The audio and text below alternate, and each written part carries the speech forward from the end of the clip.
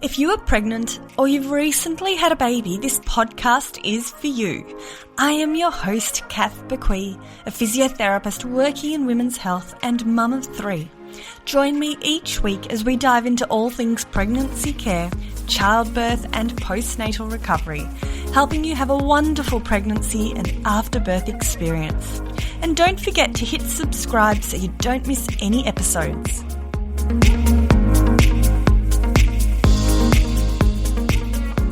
Well, hi there and welcome back to another episode of the Fitness Mama podcast. I am your host, Kath Bequee. I'm a mum of 3 young girls, a physiotherapist for women with 15 years experience, and I have an online community, Fitness Mama, which helps to provide pregnant and new mothers with the exercises, support and resources they need to move from the overwhelm, the physical aches and pains of pregnancy, the weakness felt after birth. And instead we replace that with the comfort and confidence they need to get their bodies and minds strong again so that they can get back to doing what they love with a bubba by their side, whether or not that's running around with the kids at the park or running the next marathon. If you are pregnant or soon to become pregnant, or if you have had gestational diabetes in a previous pregnancy, then listen on. In today's podcast, I am joined by Robyn, who is an accredited practicing dietitian working in Melbourne. She has a private practice at the Royal Women's Hospital, and her area of special interest is gestational diabetes. She has a keen interest in diabetes and is currently involved in a diabetes research project at the Royal Melbourne Hospital. As I often say on this podcast, knowledge is power, and Robyn enjoys assisting women with understanding how diet and exercise can impact their health, and she supports them to make sustainable lifestyle changes. In this great episode, we discuss what is gestational diabetes and how common is it in Australia. What are the risks to mum and bub, and who is at risk? We discuss what management involves, and we chat about how diet and exercise influences blood glucose levels. And Robyn lets us know what she says to someone if they have just developed gestational diabetes.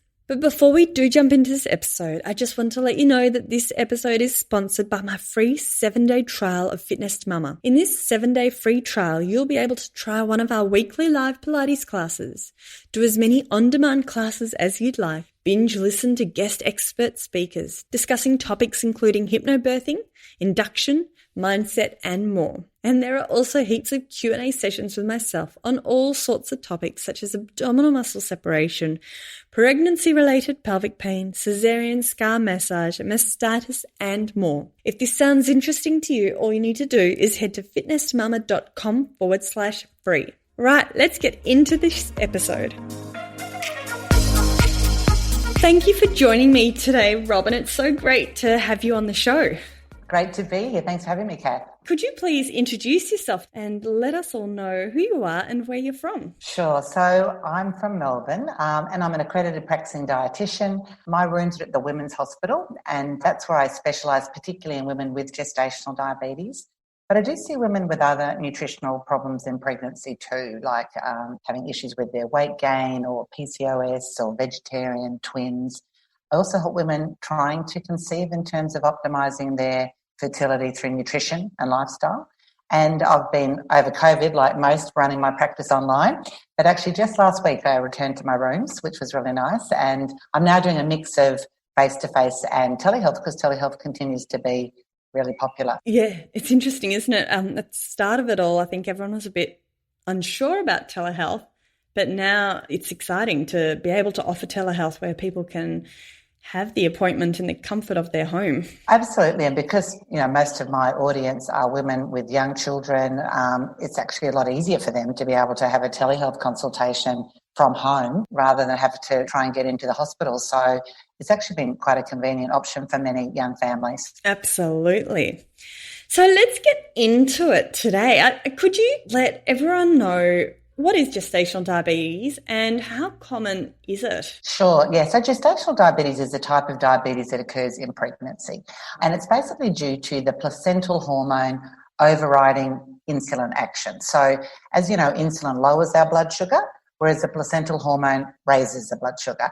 And at a certain point in pregnancy, the placental hormone overrides the insulin, and therefore blood glucose levels rise and can cross the placenta to the baby. And that condition is called gestational diabetes. And the prevalence is unfortunately really increasing. In Australia, we have about 14 to 18% of pregnancies, but it's actually higher in certain ethnic subgroups. So, for example, there's a higher percentage in women from Asian background and Middle Eastern background. And in fact, Diabetes Australia released a position statement this year looking at the statistics in Australia. And they noted that the rate of diagnosis has doubled annually over the last decade. And that last year, in fact, 41,000 women in Australia were diagnosed with gestational diabetes. So it's becoming a considerable public health area to address. That's interesting. We had on episode 13 Dr. Tom Cade chatting about gestational diabetes from a more medical point of view, but he talked about the fact that there's a new classification when testing diabetes, which he thinks definitely resulted in an increase in people being diagnosed with it? Yes. In 2015, they actually changed the diagnostic criteria, and that led to an increased rate of diagnosis. So there are different cutoff points used in different countries and hospitals and cities, to be honest, but it's all based on research, and different centres have sort of adopted criteria at different points. When there's a change in criteria, then that results in an increase in diagnosis generally. And do you feel that the increased rates is something else that's happening in addition to the increased diagnosis? Yeah, well, I think the way that they put it in the Diabetes Australia statement is that they felt there were three things contributing to the increased rate within Australia. And number one was that women are having babies older. A second observation was increased percentage of women entering pregnancy carrying extra weight. And then a third observation was the changing cultural background of Australia, because, as I mentioned earlier, different groups have a greater prevalence. With Australia's multicultural population, we're seeing that overall with the numbers. Interesting. So given that it is increasing, the rates of diagnosis and how many people are being picked up with it, what are the risks to mum and bub, and why should we be aware of it? First of all, I'd like to say that not all women are at the same level of risk with gestational diabetes. Some women are diagnosed later in the pregnancy, their levels are mildly impaired, and with some lifestyle changes, they can manage things. Other women are diagnosed earlier in pregnancy, need more intervention, have other coexisting health issues, and that level of risk is greater. So there is a difference in the level of risk within gestational diabetes. And I also would like to say that if women are diagnosed promptly and managed adequately, that really lowers the risks to mother and baby. So that's really important to be aware of. But having said that, there are increased risks. And with women, in the short term, there's a range of increased risk during pregnancy and birth. So, for example, increased risk of blood pressure, increased risk of birth issues, including a greater chance of needing a caesarean if the baby's on the big side, and women have a greater risk of developing type 2 diabetes. So that's the mum. With baby, again, if the diabetes is uncontrolled or not properly managed, the baby can get quite large, and that obviously is going to impact delivery. Then there is a risk that once baby's born and they're cut from the mother's flow of sugar, they can have sort of a rebound low blood sugar, and that's called neonatal hypoglycemia. So that's monitored after birth. And then in the longer term, again, if the diabetes hasn't been adequately managed and baby's been exposed to lots of sugar, there is that increased risk of longer term obesity and themselves type 2 diabetes down the track. So there's enough, short and long-term reasons there that make us want to address this and, obviously take care of it. Yeah, okay. And these risks that you're talking about, can I just clarify, these are risks that happen if the diabetes isn't well controlled, is that right? That's exactly right. So the diabetes is diagnosed promptly and adequately managed so that the blood sugars stay in the optimal range, then the baby's just being exposed to the normal amount of sugar, and that therefore reduces their risk of the complications we discussed. And isn't that fantastic that it is something that if it's picked up and diagnosed, we are able to control it, and so therefore the risks are very small? Exactly. Yeah, fantastic. So who is at risk? I guess number one is a family history of diabetes, particularly mum and dad with type 2 diabetes. I mentioned age, a history of polycystic ovary syndrome, because that's associated with an underlying insulin resistance, which increases risk entering pregnancy. I mentioned if women are carrying extra weight or put on excessive weight in the first trimester. And a big risk factor is cultural background. And if they've had a previous pregnancy with a large baby, that might also be a red flag that they could be at risk with this pregnancy. But having said that, there are women who are eating a really healthy diet and exercising regularly with seemingly no risk factors that do develop gestational diabetes. So we obviously don't know all the answers. It's a complex interplay of factors as to why someone develops gestational diabetes. But something I do make sure I really emphasise to mums is if they do develop it, it's certainly not their fault, because a lot of those risk factors are out of their control, and it's certainly not due to eating too much sugar or too many carbs at the start of pregnancy. Many women come in thinking that they've brought this on because of what they've been eating in pregnancy, and that's certainly not the case. Great to know, and it's great to mention. So if someone has come in and they've found out they've got diabetes, gestational diabetes, what does management generally involve from your point of view? Yeah, so basically there's a number of steps that need to be taken. First of all, they're referred to a diabetes nurse educator who would teach them how to test their blood sugars, because it's important for us to see that when they are managing the gestational diabetes, are their sugars in the right range? So they're given a little glucometer and taught to test blood sugars 4 times a day, when they wake up and then 2 hours after each meal. And then they'd be referred to a dietitian to have a chat about the diet. Because the diet is a very individualised approach, Kath. There's not one size fits all. A meal that would give one lady good blood glucose levels might give another lady high readings. So it's important to understand the principles of the diet, but also to individualise the prescriptions, if you like, to suit the mum and her situation, like her level of activity, her appetite, her weight goals, her level of tolerance of glucose. So all of these things are taken into consideration and they're given an individualised plan. And exercise is, of course, a big part of the management because we know that also controls blood sugars.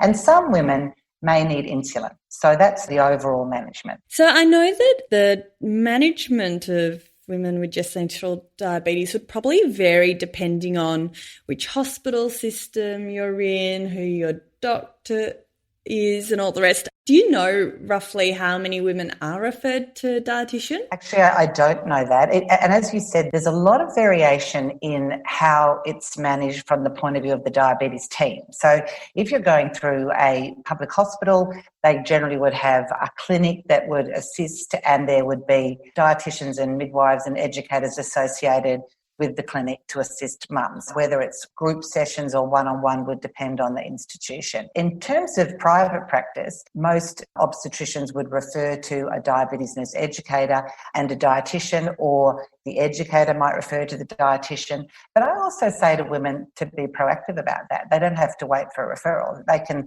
say to their doctor, I'd like to see a dietitian. And if the doctor works with the dietitian, they would give them their details.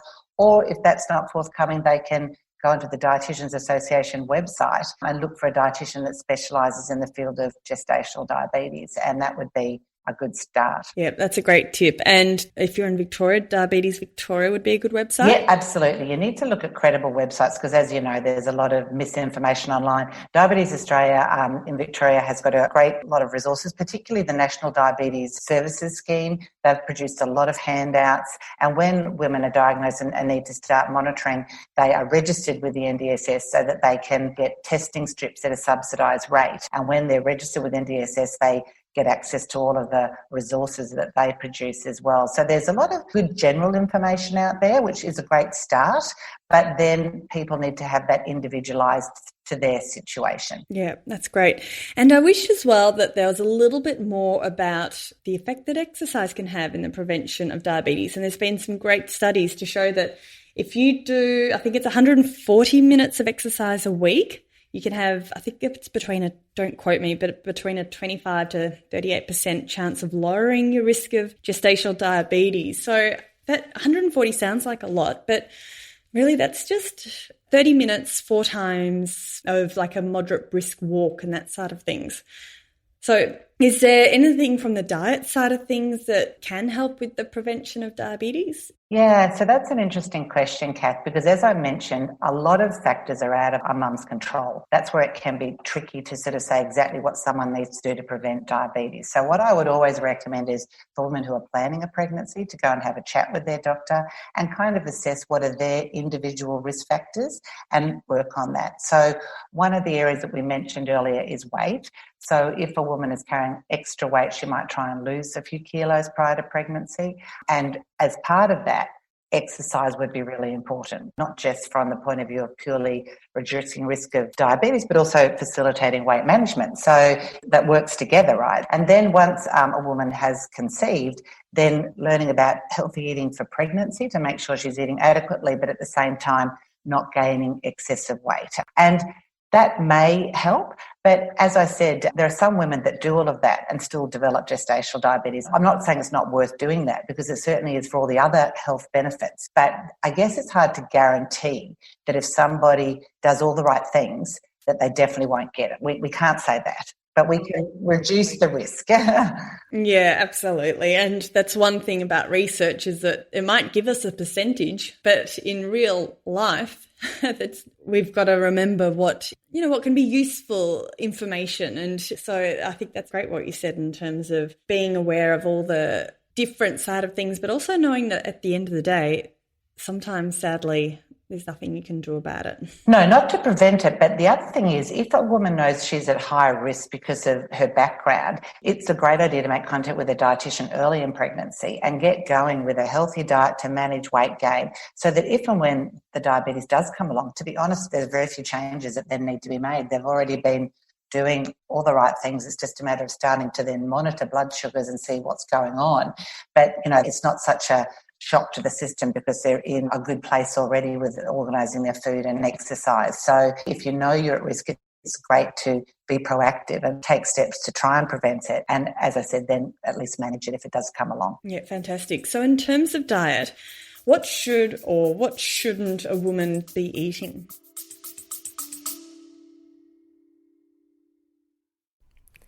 This episode is brought to you by Baby Bee, Australian-owned and designed prams combining quality, safety and style. Not only does Baby Bee let you try their prams at home with free returns for 9 months, yes, that's 9 months, they also offer an industry-leading 3-year warranty for total peace of mind. With thousands of 5-star reviews, around-the-clock customer care, and up to $300 of free accessories with every pram, what are you waiting for? Go visit www.babybeeonline.com and check them out for yourself. And yes, for listeners of the podcast, there is a 20% discount code. Enter FITBEE, FITBEE 20 at checkout, and T's and C's apply.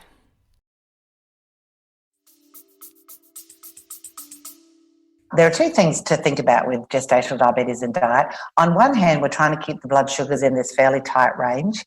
But on the other hand, it's also pregnancy, and it's important that women are eating adequately for themselves and their baby. So it's not the time to jump on the sort of keto boot camp diet. It's not meant to be a weight reduction regime. It's actually meant to be a nourishing, healthy diet for mum and baby. So I start with the basics because often women have been on Google and they've read all sorts of misinformation before they come along. So we talk about the basic constituents of the diet, protein foods, meat, fish, chicken, eggs, cheese. These foods don't affect the blood sugar, but they're important for baby's growth. We talk about the good fats, such as avocado, olive oil, nuts and seeds.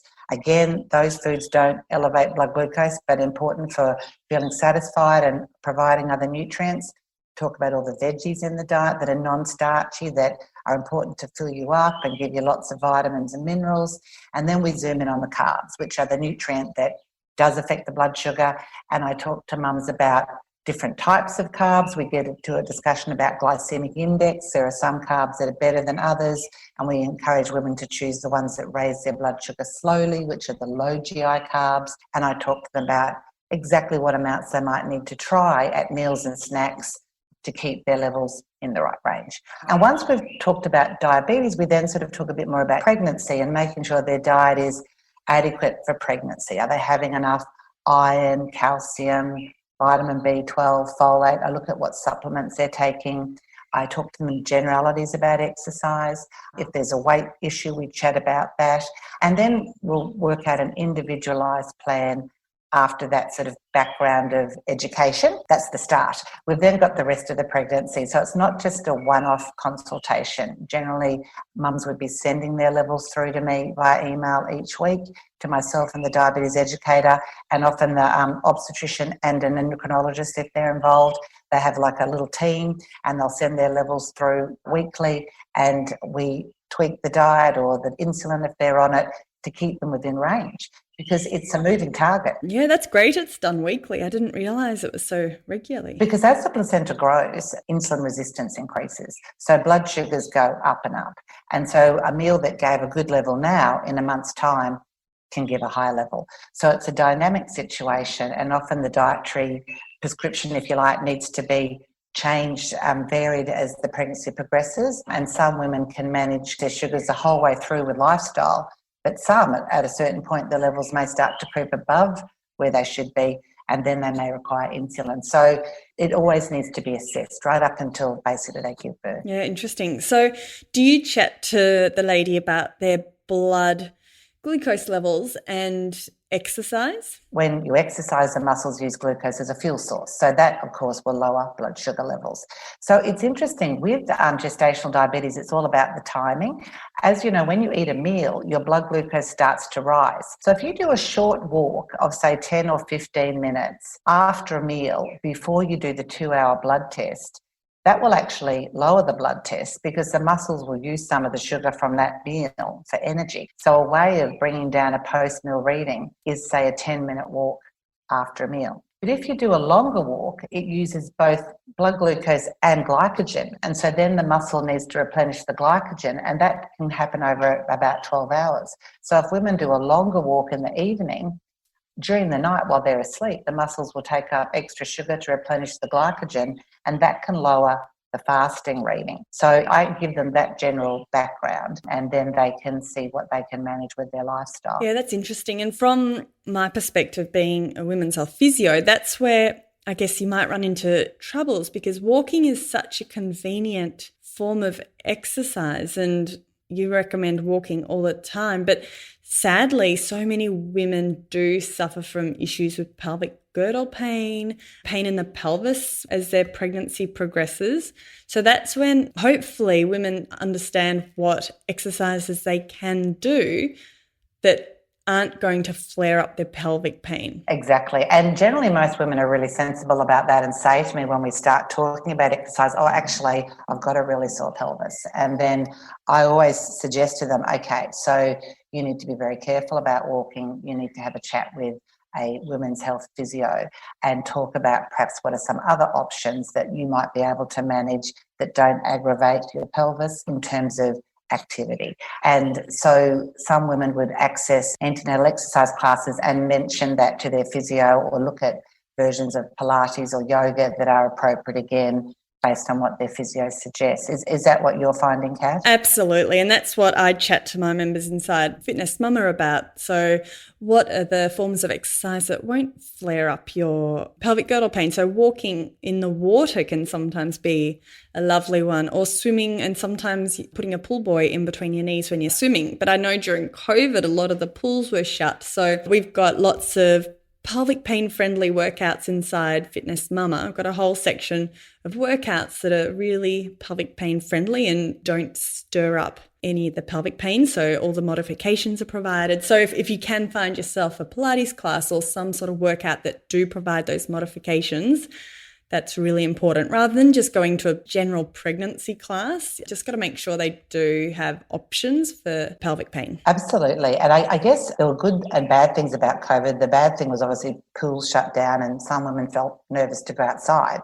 But the good thing was online, a lot of support sprung up. And so, in fact, for many women, that was really convenient because, as I mentioned, with the evening walk, it's not particularly practical for a lot of women to head out for a walk in the evening when they've got little ones and dinner and school and homework, and that all sounds good in theory, but it's a nightmare. So if there's something available online, they can do it in their lounge room. It's one of my most favourite things when I do the live classes with my ladies, to see little toddlers in the background or to see the babies involved. It is lovely to see that. And that has actually really helped a lot of women who, need to do that evening activity to help their fasting levels. Having something available online in the evenings is perfect, because so often it's just too hard to do any exercise otherwise, particularly if their partner doesn't get home till later or they just don't have any supports. Then it's impossible to go out for a walk at 7:00 at night when you've got toddlers. Absolutely. And I think online,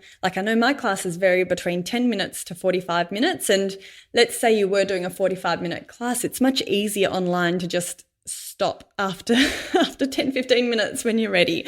Yes, exactly. You've got that flexibility, which is fantastic. So that's been one of the positives of COVID, I think, is accessing a lot of really helpful information online that might not have been there in the past. Yeah, it's great, isn't it?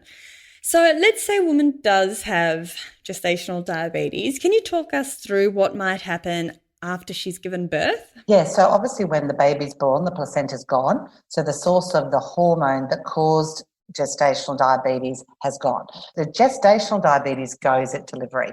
I recommend women take into hospital with them their testing kit and just test for a day or two for their own reassurance. However, what we explain to women is, yes, the gestational diabetes goes, but it's been a red flag for you that you are potentially someone who could develop type 2 diabetes down the track.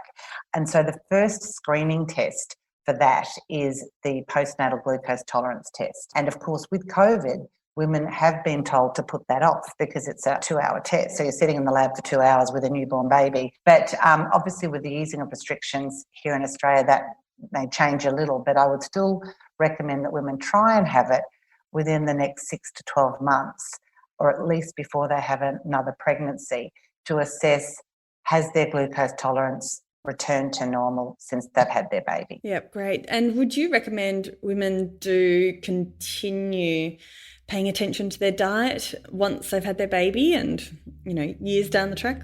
Absolutely. Well, as you mentioned before, there's some very good lifestyle studies that show that women that maintain healthy eating, exercise, weight management can reduce their risk of type 2 diabetes. We know that it's 7 times more likely for type 2 diabetes to develop with women with GDM, and about 5% of women may develop it within the first 6 months. By 10 to 20 years, 60% of women that had gestational diabetes go on to develop type 2. And there's evidence that a big chunk of that is in the first 5 years. So we would recommend, you've made all these fantastic changes in pregnancy, you've started eating really well, you're in a good routine because you have to do it for a number of months, so you develop some really good habits.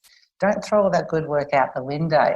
Keep the healthy habits going. You don't have to be as careful and testing and recording and reporting like when you were pregnant, but the general sort of concepts of healthy eating, choosing low GI carbs, watching your serves, trying to be active, and also breastfeeding. We know that breastfeeding is protective for type 2 diabetes, and breastfeeding for at least 3 months if that's possible.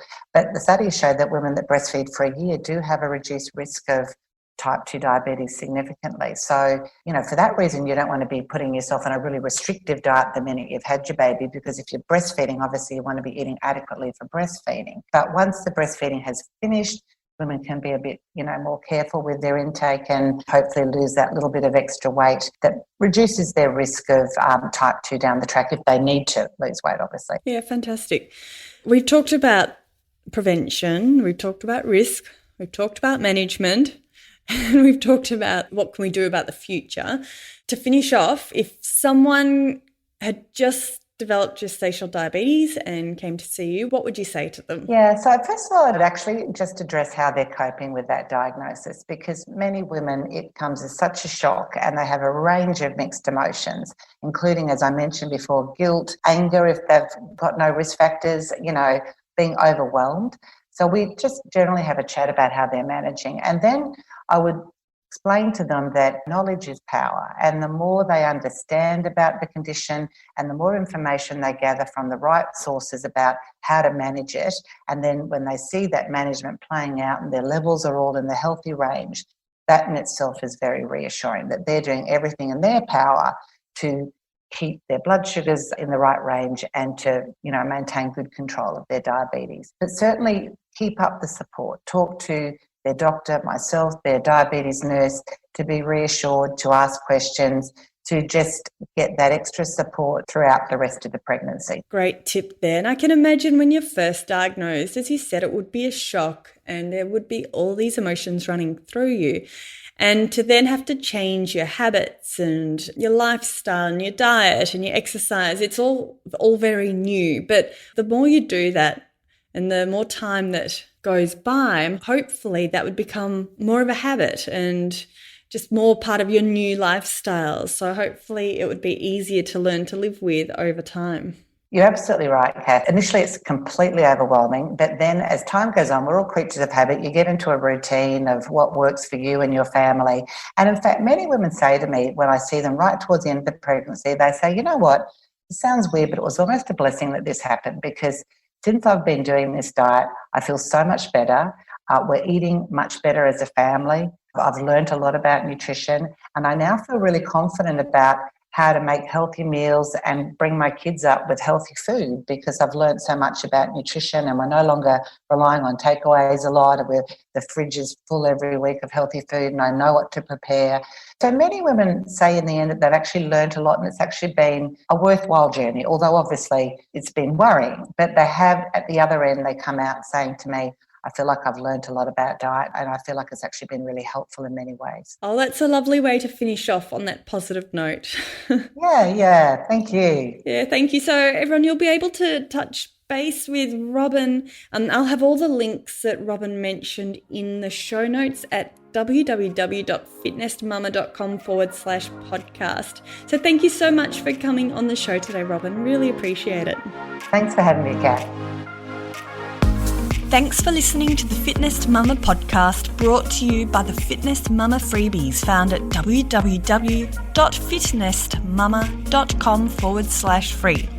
So please take a few seconds to leave a review, subscribe so you don't miss an episode, and be sure to take a screenshot of this podcast, upload it to your social media, and tag me at Fitness Mama so I can give you a shout out too. Until next time, remember, an active pregnancy, confident childbirth, and strong postnatal recovery is something that you deserve. Remember our disclaimer: materials and contents in this podcast are intended as general information only and shouldn't substitute any medical advice, diagnosis, or treatment. I'll see you soon.